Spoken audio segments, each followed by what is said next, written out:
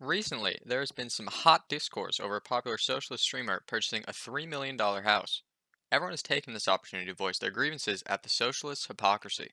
The formal argument relies on this premise. As a socialist, he should be aware that whatever money was spent on that house would bring more utilitarian good if it were spent building homeless shelters or just given to the poor. This premise is actually correct. Every luxury good purchased by somebody in the first world is money that would probably be better spent on poor kids in Africa, or the homeless people here. This is pretty indisputable.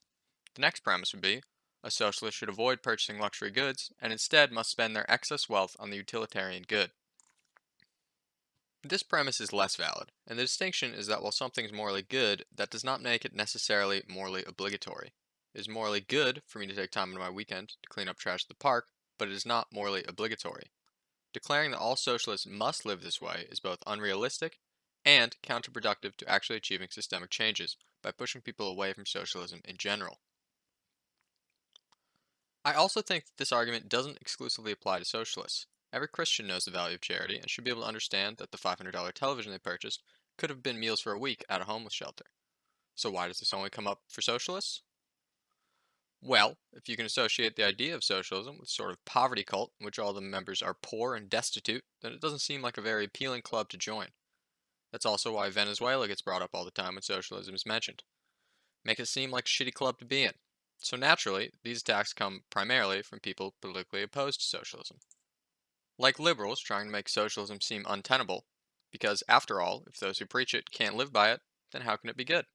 Just because I'm a socialist doesn't mean I can't have money. Sure, but you better fucking do something with it. Because if you just sit there and invest it or sit in it and do fuck all with it, what's the difference between you and a fucking capitalist? Like, First, I'd like to say that arguments from hypocrisy are by default pretty weak. A murderer telling me killing is wrong does not make his point any less valid.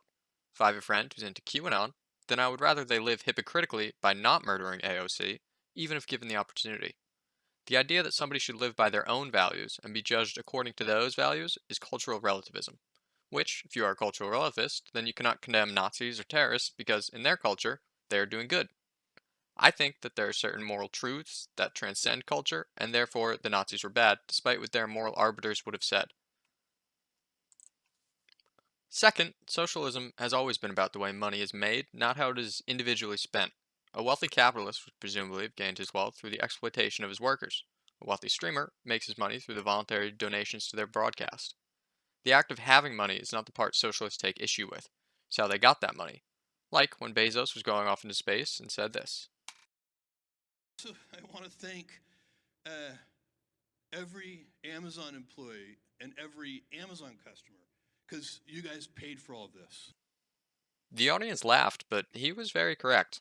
Most of his wealth comes from the appreciation of Amazon stock, and a lot of the value of the Amazon stock comes from the brutal exploitation of their workers.